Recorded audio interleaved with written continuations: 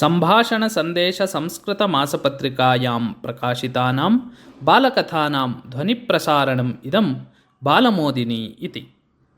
कश्चन ग्रामः। तत्र देवय्यः नाम कश्चन परिश्रमशीलः, सर्वदा कार्यशीलः च निवसति स्म। वार्धक्यकारणतः सः कार्यकरणे अशक्तः जातः। पुत्रेभ्यः गृहस्य उत्तरदायित्वं समर्प्य यदा कदा वा वाटिकादिकं गत्वा पुत्राणां मार्गदर्शनं करोति स्म सः। अन्यस्मिन् समये पौत्रादिभिः सह कालहरणं कुर्वन् आनन्देन जीवनं यापयति स्म। अथ एकदा देवय्यः इत्थम् अचिन्तयत् यत् मया जीवने सर्वविधानि सुखदुःखानि दृष्टानि, अधुना मया मोक्षः प्राप्तव्यः इति। तस्मिन् समये ग्रामं प्रति कश्चन साधुः आगतः इति वार्तां श्रुतवान् देवय्यः। सः एव मोक्षस्य मार्गं दर्शयति इति विचिन्त्य झटिति तस्य समीपम् अगच्छत्। महास्वामिन्, अहं जीवनस्य सर्वविधं सुखं दुःखं च अनुभूतवान् अस्मि। इतः परं लौकिकजीवनस्य आवश्यकता नास्ति। अतः भवान् मोक्षस्य मार्गं दर्शयतु इति प्रार्थितवान् देवय्यः। भवतु नाम, इदानीम् एव भवान् मया सह चलतु इति उक्त्वा ततः प्रस्थितवान् साधुः। देवय्यः तम् अनुसृतवान्। किञ्चित् दूरं गमनानन्तरं देवय्यः अवदत्, प्रभो, एतदेव मम गृहं।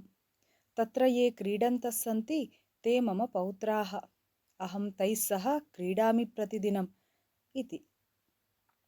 पुनः किञ्चिदग्रे यदा गतं तदा पुनः देवय्यः, एषा मम वाटिका, मया अत्र परिश्रमेण कार्यं कृतम् इति अवदत्। किन्तु साधुः कामपि प्रतिक्रियाम् अदर्शयन् अग्रे अगच्छत्। देवय्यः मनसि एव पत्नी पुत्रादीन् स्मरन् एव पौनःपौन्येन गृहस्य दिशि पश्यन् साधुम् अनुसरति स्म। तदा साधुः अपृच्छत्, देवय्य, इदानीं भवतः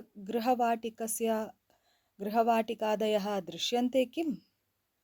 आम्, तत्र अनतिदूरे दृश्यते खलु, तदेव मम गृहं। तस्य पुरतः वाटिका अपि दृश्यते इति अवदत् देवय्यः।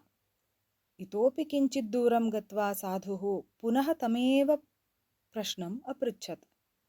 तदा देवय्यः अवदत्, दूरे बिन्दुरूपेण यद्दृश्यते तदेव मम गृहम् इति।